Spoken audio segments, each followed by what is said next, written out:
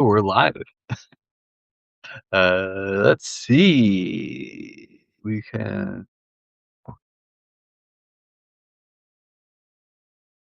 That's just the URL. I'm trying to get John in here.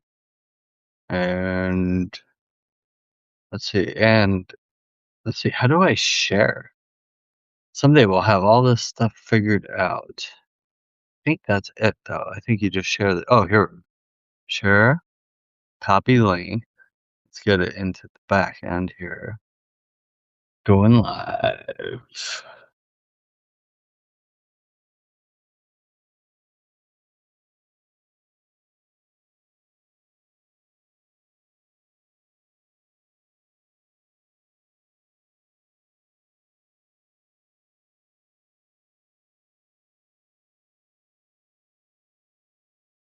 What's up?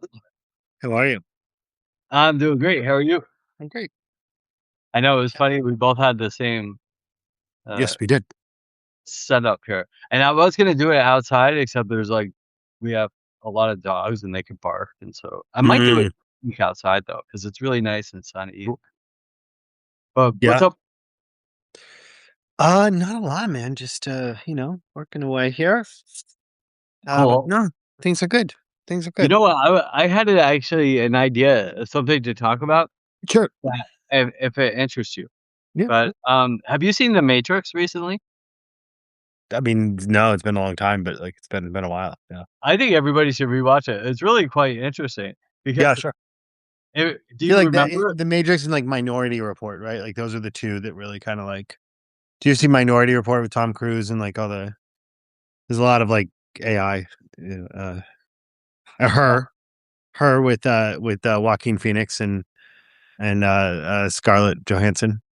Oh, no, I need to look into those because I just watched I was, I really don't watch TV. I Yeah. won't ever actually watch Mhm. TV, but, Yeah.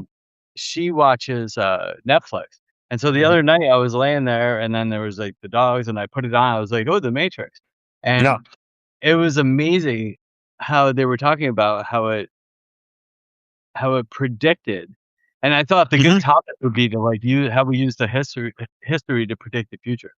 Sure. And with AI, the way that they introduced it was that Mhm. they said, "We're not sure exactly when it happened, but sometime around the turn of the 20th century, Mhm. we or maybe the 21st century, Mhm. uh, AI came in and we were so happy with ourselves and everything.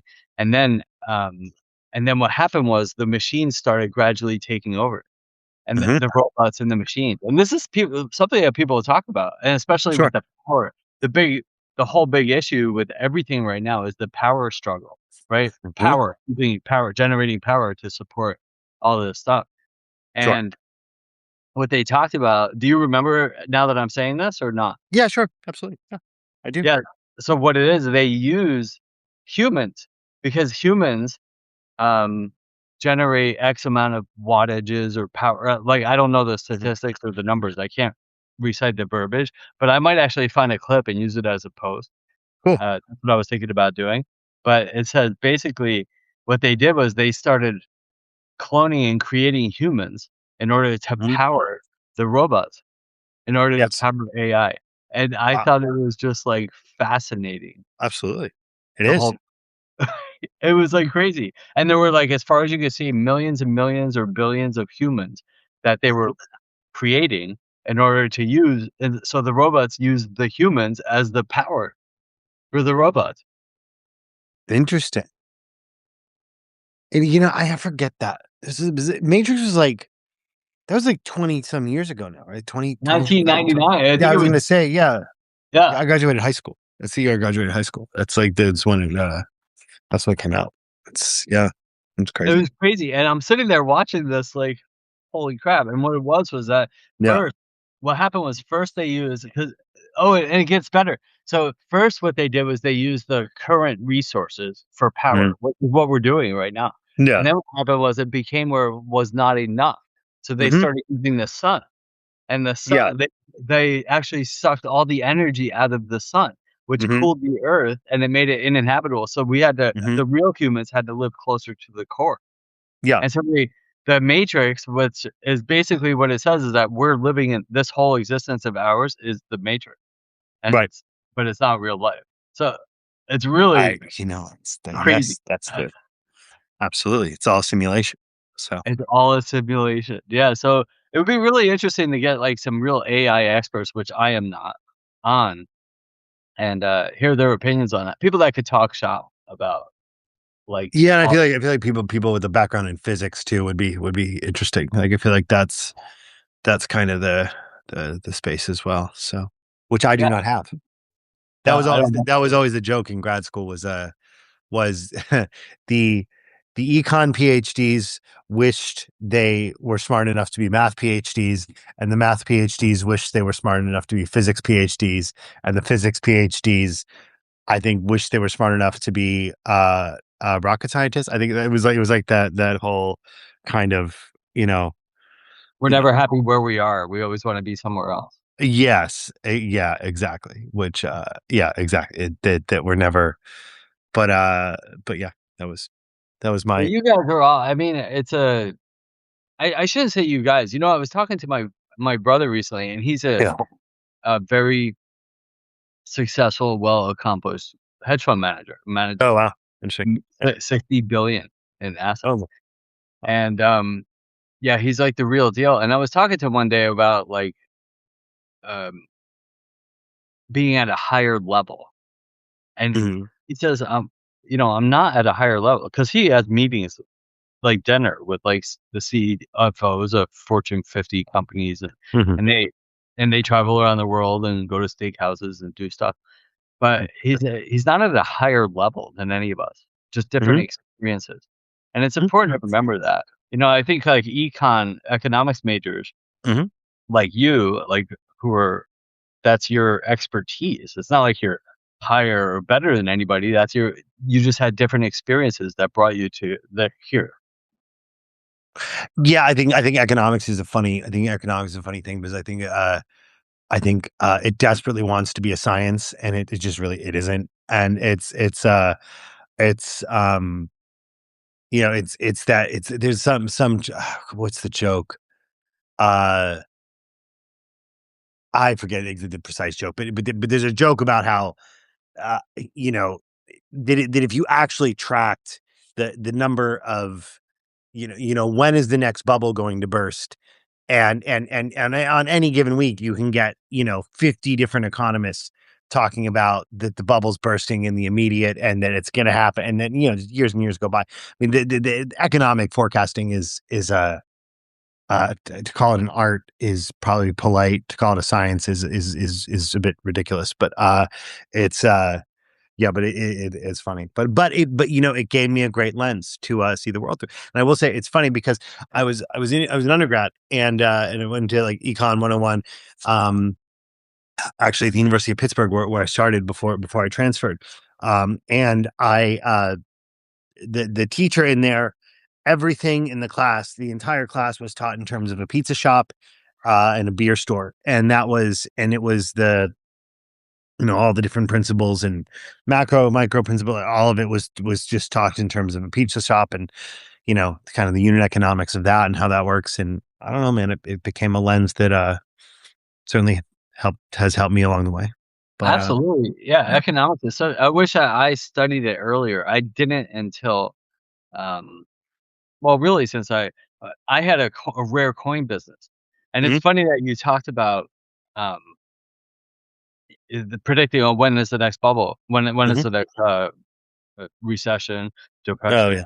crash, whatever you wanna call it. And in the world of precious metals, gold and silver, the thing was gold is like, "Oh, when is it gonna hit?" Everybody thought it would be crazy for it to hit 2,000 or Hmm. even 1,000. I remember when I started getting into it was 2005, gold was still like 6 or $700 an ounce, and the idea of it hitting 1,000 was insane, and then Right. 2,000. Right. And 2000. Yeah. some people claim that it could go up to 50,000. And I mean, how can you say no, right? And so, but the whole thing was like with silver, they were like, "Oh, well, silver is gonna be $100 an ounce," and they were like, "When is that gonna be?" And that's what they publish um, all these blogs and predictions and Hmm. websites where they talk about the same thing you're talking about. It's like they're trying to do business. They're trying to sell stuff, so they're Yeah. like they're generating emotion and fear to get you to do something. Yeah. And that's what those are. But you're right. The truth is like you can't predict it. If we did, we would all be billionaires, right? Sure. Yeah. I mean, yeah. I mean, I also I think I think something that's important and uh, yeah, I saw a clip with Gary Vaynerchuk, and who I like. Gary is like one of my like Rushmore guy. Like I think the world of what he's built and how he's done it and who he is and all of it. I really like drank the Kool-Aid or whatever, but have been very keyed into his perspective for, oh God, probably like 10 years. Like, I mean, like a long, long time. And, anyway, but he has this bit about how, the recently he was being asked a question at a conference, and he has the interview say, "Did you make money? Did you make money under Bush too? Did you make money under Obama? Did you make money under Trump? Did you?" And the answer is yes, yes, yes, yes, yes. And I think it's this thing where we I certainly understand concern around interest rates. Though, if you understand anything about the history of interest rates, these rates are not very high right now. Um, and if you rates are not very high. Inflation just logged at 2.7% today. That's not very high historically. I understand cost of gas, cost of milk, food, all of the, me and my family, we certainly experience those things and talk about them. But these are not things that are impediments to any of us being able to go do our work, execute day in, day out. And um, I think the amount of fear mongering and anger mongering that goes on online is meant to distract us, to draw our attention, right? Because where everyone wants our attention, to drive views, drive clicks, sell stuff. We've talked about this before, how anger sells now more than like sex sells. And Yeah, I just think it's interesting. Like I think all this bubble, no bubble. I don't know. I I don't know that I really care so much. I don't really. I mean, I care, I guess, but I don't. It's not going to impact my strategy for 2026. Is what I'm saying. Yeah, and that's a great way to think about it. And was it you who said was reading one of your articles? I think it was you, and it might not have been because I we both read a lot of stuff. Yeah, sure, of course. Said how the bubble itself isn't going to be like a crash the way we think it is, but rather a gradual decline in different areas along the way until we reach a lower point. Or was that you? I forget. It was an Yeah, interesting. I don't think they. I mean, it's funny though. I was talking to some friends this weekend, and I don't think if you go back to 08, 09, if you go back to 1929, if you look at other crashes that have happened over the last 100 years, um, what you often see is that there's an extraordinary amount of leverage. So there's extraordinary amount of debt and borrowing that's happening. And ultimately consumers are exposed to that debt, or the banks that hold consumers' money are exposed to that. So it creates a systemic problem because because people start to not be able to make their mortgage payments or pay off their debt. Which is not to say the debt is not a problem today. It certainly is. However, uh this is not that, though you are starting to see companies like Meta have bond issuances, and you're starting to see some debt accumulate on the corporate side relative to all of this. Um, but I mean, financial bubbles bursting uh, are they're strange because it's like the kind of the energy or the human fallibility that motivates these things, it's kind of always the same. Like it's never different. However, the specifics of why they happen are usually they usually come from different places, like and so we're kind of always prepared based on what happened in, 08, 09, the mortgage market, like, all of that. And then, and then we don't see the next one coming because it's happening in a different way or in a different place. So. Right, but historically speaking, because these are great talks to have, and I think people enjoy hearing those. But Maybe. so historically speaking, Mhm. and this is for anybody who invests, or even if you're just starting to invest or any of that, like what's important to remember is that the markets always go up and they always go down. That's never going to stop unless we get wiped out. As long as there's a markets, they're going to go up and they're going to go down. And historically speaking, there's been um, cycles that were more predictable. And you again, it's all if you're investing, it is a form of gambling. You need to be able to uh, lose your investment, but there are more intelligent ways to invest. So historically speaking, the cycles have been 7 years ish, and Mhm. we're now on 16 years. Or wait, no, 2008, almost 20 years. We're creeping up 17 years since the Question last. around COVID. What do you consider COVID? What do you consider? Yeah, I COVID. mean, there's that, though that was a because this because historically, public health disasters and those kinds of natural events have, created uh created uh similar outcomes to other financial bubbles bursting. But Yes. No, COVID was I think it was definitely a unique example, and it Mhm, changed a lot of things too. mhm, Beside like other recessions, I think what has happened in the past is like it's more like there's a huge dip or crash or whatever, and then it recovers, but without so much change in the world. mhm. And I think that the COVID created a unique change. Like we're talking right now, basically because of COVID. Now, who knows if Sure. another event or technology would have just brought us down this path? I don't know, Mhm. but I don't think so. I don't know. What do you think about that? Do you think that without a dramatic event like that, we'd still be having these Zoom meetings and work from home as big as it is? And I think it's like a positive external benefit of COVID was I mean, Zoom as a company certainly, I don't think it was founded then, but it took off as a result of that. Uh, I actually think that the marginal cost of video conferencing going to zero for consumers and companies, I think that's maybe the most overlooked technological innovation that's taken place over the last 25 or 30 years that we all just kind of take for granted.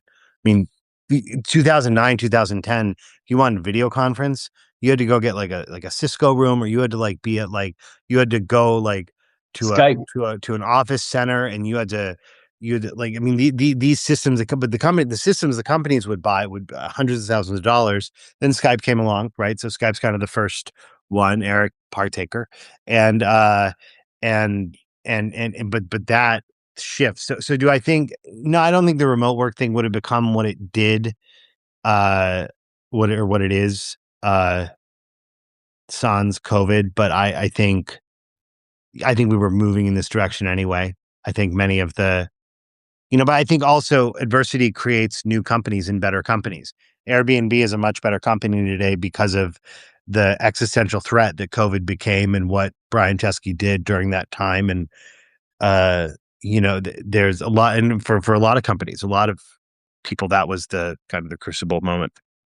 yeah, and I think that's a great message to tie into what we always see on social media, people talking about Hmm. our failures, our mistakes, our struggles, our shortcomings, things that the Hmm. walls that we come up against end up Yeah. being our greatest gifts, our greatest teachers. Yeah. And but most people aren't even taking the action to get to that wall. They're just thinking too much or planning too much or overreading or whatever and just start doing something. And I think what you're talking about is uh really great. And I think that it's important to uh this is how I thought this conversation in the beginning before we started, and it never goes No. that way, but using the past to predict the future. Yeah. So, do you I, think or go ahead. yeah, no, yeah, you go. You go. Well, do you think that any of these past events, so let's say either from COVID or from the crash in 2008, Hmm. do you think there are going to be similar events? Because I did ask, I mean, that was just a few minutes ago where I was like, is it going to be a gradual decline in the market till we hit a low? There's maybe some deflation. I think there will be other events. I don't think it has anything to do with AI. I think AI is net good, net positive. I think the dollars involved are huge, but I think they're nowhere near the kinds of dollars in leverage that uh leverage exposure across whole markets that that precipitated events like 08, 09. You need to remember 08, 09, It was coming for a long time. that crisis was building in the mortgage market from the 1970s all the way through across multiple political parties. I mean, the 90s, the 2000s. I mean, that thing was building for decades and decades. And so, um, I think, But that was also a but bit yes, of a predictable problem. I think other major uh, financial crises happen for certain. I just don't think it's going to be about AI. Right. I think Interesting. it'll be bigger than that. Well, and also when you talk about the housing market, because what happened right before that, and that was also, you can predict some of that stuff too.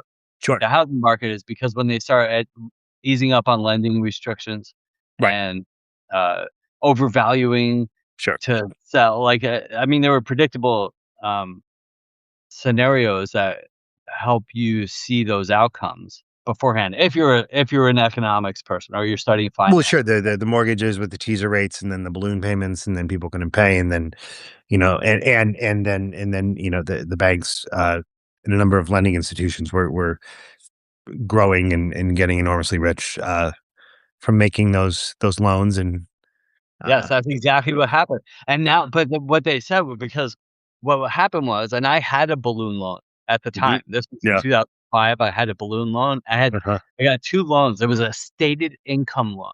So they said, Yeah. "How much do you make?" And I said, I don't remember, maybe I was like 200,000, and this was Yeah. like 2005, so 21 years Yeah. ago, and they didn't even check my papers. It was a stated income loan, and then they based on that loan, I bought a house, and that house, I had 2 mortgage payments. One of them was a balloon payment, Uh-huh. and I forget the other one, but it was like it wasn't a very good interest rate. I was Mhm. luckily able to refi before the crash happened, but Sure. I fell into that. Now what happened was Sure. they put in because of the crash, they put in these crazy lending restrictions, Mhm. which are now easing again. And Yes. that's a sign Yes. again, some people say that's a sign because the lending restrictions, because the banks wanna make more money, because there is everything is a little Mhm. turbulent and bubbling a little bit, like it could pop, they're easing up again, and credit is becoming more easy to get. Yeah, yes, and I think those are valid concerns. Uh, but I just think I think it's very I think it's very difficult to predict these things, time these things, Sure. and I think, um and I mean, there are people are always someone's always betting the other side of the market. Someone always has something to gain from that. They're running, and that's great. I mean, that's part of how they markets function efficiently, and that's a positive. That's like people don't like that. This is actually something that I think a lot about. Everyone blames the everyone who shorted the CDO market and So, the can you hear? wait, you said this actually something that I and then you froze. Oh, yeah. So I'm sorry. So everyone in 08, 09, people got very angry at the people who made a lot of money betting against the housing market and seeing, buying all these collateralized debt obligations because realizing that all of these synthetic stacks of mortgages that the banks had were filled with mortgages that people were going to stop paying. Um, and we're not going to be able to pay, and that was going to collapse. And so they buy the CDOs to bet against the housing market. People got so angry at the people, in Michael Lewis's in Big Short, right? That's what a lot of folks think about with that. But in reality, the fact that that happened, that there were people betting against it, and then that they made as much money as they did, the banks who made as Goldman Sachs, the banks who made as much money as they did included in this. That's actually the communication to all of us that the markets work. That because this thing was happening that was not sustainable, that was not sustainable, that was not sustainable, and then there was a correction. And yes, many people lost in that correction, but not everyone lost. This other set of people won. And so the fact that we can operate in a world where we all know that if you bet against something and then you're right, it does go sideways, and this thing does collapse, or this market doesn't grow the way you think it's going to grow, or that people can bet against that and earn from that by disagreeing.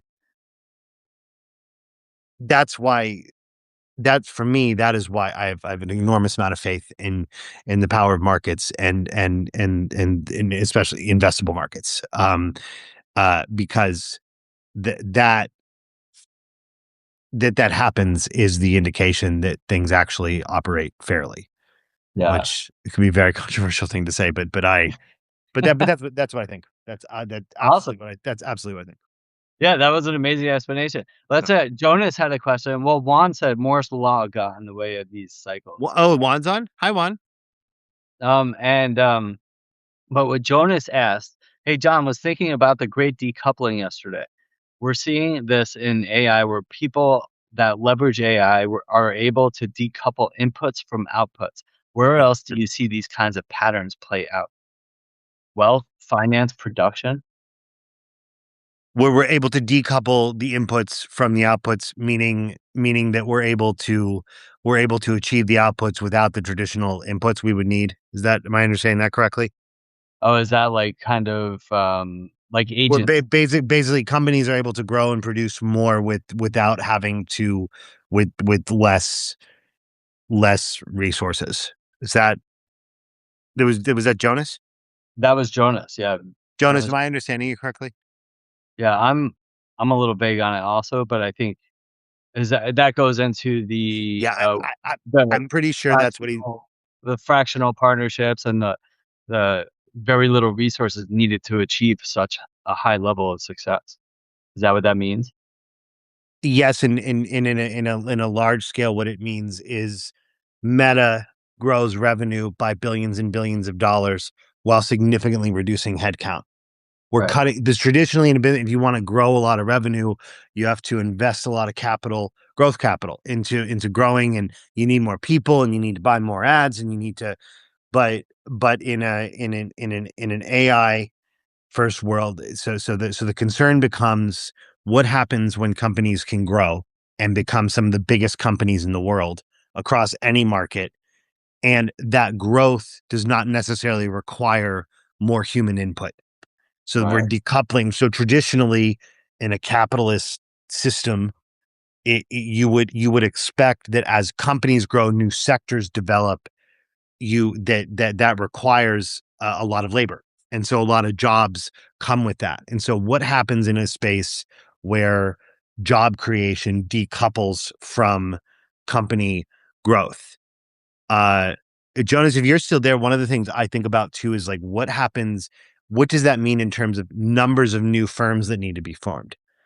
So if companies are going to have fewer people, a way to get around that, or a way for there still to be growth job wise, is for there to just be many, many, many more companies. And that's what we're gonna Which see, right. including us. I mean, including the digital nomads, the fractional partners, the Yeah. 1099s, the contracted labor, which is an amazing opportunity, but it also opens up more competition. So we're out there now, and that's where the benefit comes in of what everything we're doing here on Yeah. Substack, on LinkedIn, or whatever it is that you're Yeah. doing as a content creator is to generate traffic, Mhm. audience to some sort of business or service or products that you offer. And Right. then, because the traditional jobs are going away, at least at the scale that they were around. Yeah. Right. Yeah, that makes sense. You know, who else on here? Bob DePasquale. He's actually a Hey, Bob. finance.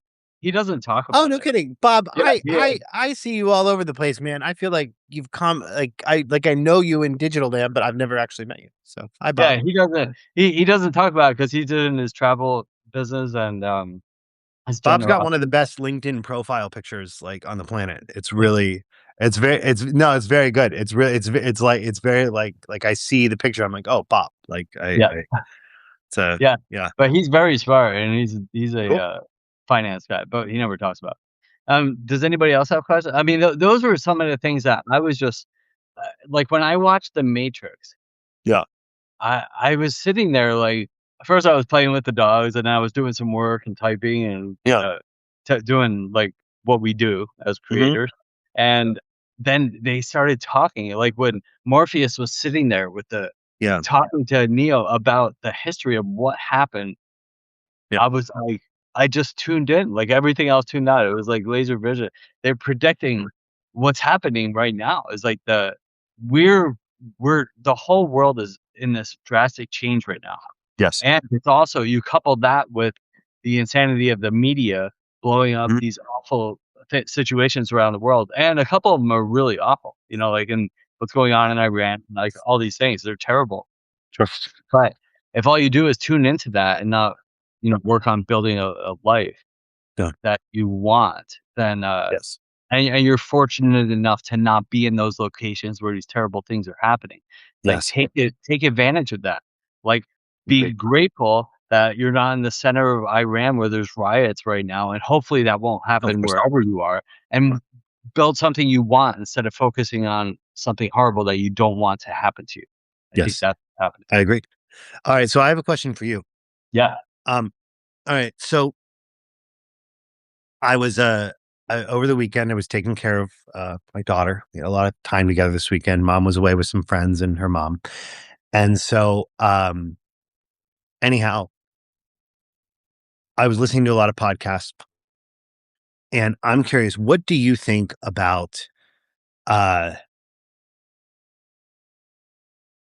what do you think about the conversation related to there is too much AI slop, and so therefore we need to, the guy who runs Instagram came out with, I guess, a very long post on Instagram, which I'm not on, but like I've read it, where we're saying that there's kind of this reaction of like moving away from perfect images and beautiful, infographics and whatnot, because now it's just assumed, well, AI is doing all of that. And so there's going to be this revolt and this kind of move towards much rougher stuff and sloppier, and to communicate that I am not using AI. I'm curious how you think about it relative, because obviously we both create a ton of content, and certainly use plenty of AI tools in the creation of it. I'm just curious what your take is on that. I had a strong reaction to it, but I was just curious about how do you see that issue? Yeah, I think it's important to and these are things we talked about before, but I Yeah. think it's important to keep the humanness in it, but it also Yeah. depends. There's a real important piece of the puzzle. Hmm. What are you trying to accomplish? Yeah. Right? That's really the first question before you start getting into details about, Hmm. "Oh, you need to be human and no more AI slop." Right. Um, if you're trying to connect Yep. with human people Yeah. and sell some sort of coaching stuff that you do or Hmm. consulting or personal thing, Hmm. AI flop is not gonna get you there. But, I mean, if you're selling T-shirts that are drop ship Yeah. and or you're selling some sort of, high volume commoditized thing, uh, Yes. around the world, then Yes. you almost need to do that. It depends. If you have a low margin company where it Right. depends on you selling a billion things, then Sure. you need to have AI slop in order to be competitive with your competitors who are spitting out more AI slop. But Yes. if your goal is to create a personal brand around something that you enjoy doing, or Hmm. if you say, I'm a writer, Yeah. but all you do is create AI content, then you're not a writer, right? So Sure. it depends on what are your goals, Hmm. which always I start always with that. What's your vision? What's your goals? And then Hmm. back out of that. And if your goal is to Absolutely. reach, wealthy people with a discretionary income that they want to spend, $10,000 a year on whatever it is you sell, and you want to reach Hmm. those high level people, Hmm. or find a way to communicate with them on a human level. That's my Yes. opinion, right? Absolutely. Yeah. I Did agree. I? No, yeah, I agree. I mean, you and I have talked about this issue quite a bit. Like, I know we're strong Yeah, and on it. there's also a way to make the AI and to make the AI less sloppy, right? I think Oh, sure. Yeah, yeah. And I absolutely. think people talk about that in here. It's like you're creating products. First of all, don't spit out don't copy and paste the first thing that whatever you're asking AI to do, like write notes, Mhm. write posts, write Mhm. LinkedIn, write this, write that. Yeah. Like, put yourself in there. And it's funny what you said, what I'm gonna start doing, and now, those that are listening to this, I wonder if we're gonna start seeing it. Yeah. Whenever you post an article, Yeah. put put a couple spelling errors in there. Oh, Is sure. Yeah, absolutely. Yeah. Oh, definitely. Yeah. I'm very, yeah, I agree with you, and you see people doing that. You see people deliberately writing, and I definitely, identify with that.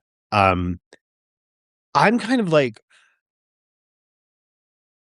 see, I think it's all just inevitable because I think there's another generation that's coming up now who will only ever live in a world where this technology exists, and so we're right now I think a lot of us are just angry that we spent, many, many hours of our lives learning how to do things that in some places this technology is now just going to do. And so it just immediately makes it irrelevant, maybe more so than any other, uh, experience. Though I would think, my grandparents and my parents certainly, experiences with the personal computer. Um, but I'm kind of like, I, uh I think I'm just gonna lean into being very open about how much AI I'm using and how I'm using it. And, like, I had an image this morning on LinkedIn. I made this infographic in Canva, and uh I had 2 different Mid-Journey images that I had created that I then removed background off one, and, like, I turned, like, the Mid-Journey images that I prompted and created, and I layered them and selected them and then added used all kinds of Canva elements and created the whole thing on its own. I think my infographic for my post today on LinkedIn, I think it's really pretty. I really, really like it. I'm, like, really proud. I really it's one of my favorite. And, but I put it into LinkedIn and it's telling me that it's AI, that it's not, and it's not, like, it's not, which that doesn't typically happen. Like, you build things in Canva and then it knows that but it was saying that, and so I had to make an adjustment so it didn't have, like, the little watermark or whatever. Um, but but it's I'm still the but the it whole but thing it is all this is in the infancy stages. I Right. think at every use case that we're Yep. talking about right now, whether it's social Yep. media, advertising, TV, whatever you're doing, there's gonna be rules, restrictions, guidelines, regulations. There's gonna be all Sure. these things in place Sure. for our protection Yes. at some point soon, right? And I think, like, I also think, like, as with styles, like, if you think Yeah. about whether it's a clothing style Yeah. or products or services or whatever, our Yeah. eyes, our vision, our brains need to Yeah. get used to the new style, and then eventually everybody's Right. doing it, and then it all changes. Right. And Right. I But that I our but our do you find it all that, like, you, that when you're creating this stuff, like, I find I don't want someone to think that, like, "Oh, this is just like Gemini 3 made this." Like, no. I made the choices and the fonts and the colors on the layers of this, the proportions, how everything looks, and that's my vision for what this should look like, and it's crisp, and man, it pops on that feed, and I'm proud of it, and, like, I want credit. Like, I want no, but, like, I think I think there's a lot of authentically creative, highly valuable work that it is done every day and will continue to be done, and that will only expand using these tools. I think, and so I'm leaning into that, and I'm just gonna be Mr. Pro that, I guess. I don't know, but Yeah, I mean, I have a designer because yeah, sure, I play around with some of that stuff too, yeah, but when I'm done, it looks like shit, and so I have him refine it, and then I give yep, basically what I do is I use it for ideas, and then I send it to him, and he refines it, whether it's yep, for infographics or whatever it is sure, that we're spitting out, logos, yeah, banners, like all these things, sure, because I'm not capable, and so I think that, um, of course, like I understand what you're saying, is that there's because I was talking about the writing when mhm, you said that, but you're talking about visuals and creatives, and, I don't know the answer to that. I mean, like, there has to be you're right. Like if we go back, Mhm, like you have to think. I saw this one meme that had this. It said everything that we used in 40 mhm, years ago. Like we had a boom box, we had cameras, we mhm, had transistor mini TVs, we yep, had flashlight, mhm, everything, all those things, and it showed somebody carrying. There was like 100 or 200 different things with this person in the middle. It's all in this phone now, right? So yeah, the technology it condenses everything sure, but it creates new opportunities right, outside of that. right. And I This is think more powerful than what we gave to the astronauts when they went to the moon. Like yeah, that's exactly. yeah, So, right. but and I also think what happens is at first there's resistance because Mhm, that's human nature, and then it sure. becomes like all everywhere you go, Mhm, you see old people used to yell at young people for mhm, walking and looking at their phones. Now sure. you can't go anywhere without seeing 70, 80-year-old people with like staring at their phones, right? So I Right. think what you said is right. I mean, we're getting used to a new age. And Sure. this one And is real dramatic because, I mean, it's changing the way that we communicate, the way we do business, the way that we live in general.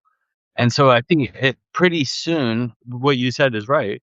It's just gonna all be normal. Like the generation coming up behind us, Mhm, they're not gonna say, "Oh, that wasn't made by AI." mhm, They're gonna not even care. They're mhm. gonna be focused on some other thing that's not Yeah, even invented yet. yeah. I I will say too, my I don't have one on today, but my wife got me the Meta glasses for Christmas. You had them Um, on last week. I did, yeah, and I Yeah. gotta say I wear them like every day now, and they're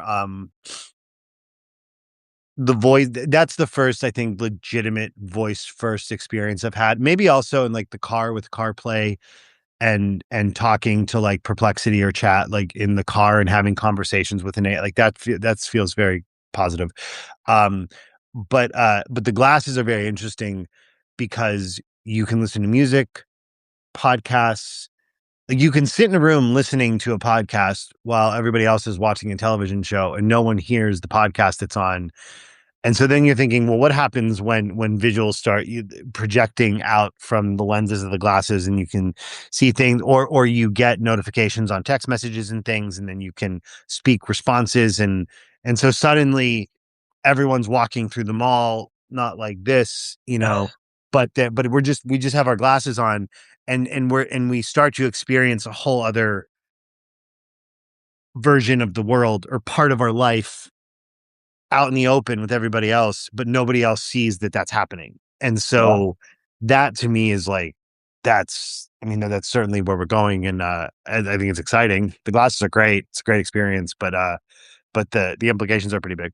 What was the movie? I'm sure you saw the movie, but where it was just like people living in old cars stacked because they were living in Oh, real. right. Was it Wally? No, no, that was Wally. Somebody help No, us. What it was was something else. I can't remember the name of the movie, but it was an that is where animated we're movie, going. right? Yeah. Huh? Yeah.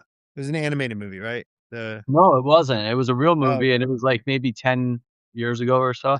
oh. But it's Some like of the people, animated movies really get this stuff right too. It's yeah, but they live like in junkyards because it doesn't Mhm. matter where you live because you're living in like this virtual Was reality. it Ready Player One? Yes, that is Ready the Player one. One, right? Ready Like, the Player One. book was like yeah, yeah, absolutely, yeah, okay. Yeah, and I mean, who knows if that's exactly where we're going. I mean, I still think we still have to be human. There's human creature comforts. Like I was like I said, I was gonna do this from my backyard. Next Mhm, week, I'm gonna do it in the backyard if it's mhm, sunny. But I mean, I think all this electronic stuff is gonna overstimulate us and cause a new. I think we're coming into a new era of health awareness, but mhm. how are we gonna balance that with the electronic age? That might be a good topic for next week, right? Sure, sure, Yeah, because sure, I think we have to go soon, right. but, Yeah, I um do. I need to hop and, one one prediction I do have is that I think we're going to get to a point where the Boston Red Sox win 25 consecutive World Series, and well, you know what they always say, right? What? The 28th World Series is always the hardest one to win. The 28th World Series. You know that. Wait, Yeah. aren't you almost there? Oh, no, you're No, still no, on. we're not. No, Oh, I we're not. understand. Okay. No, we're not. For those that are My listening, Celtics have the most championships right now, but in the NBA, but uh, but no, okay. no, the Red Sox are not. But Alright, I understand. mm, Did you see yeah, Timlin got into the Dirtbag the Hall of Fame, the yeah, Red I just Sox Hall of Fame? no, Yeah. And Johnny Damon and, yeah, somebody else. Oh, Lester. Lesser, yeah, It was Mo Lester. Yeah. yeah, So, congratulations. absolutely.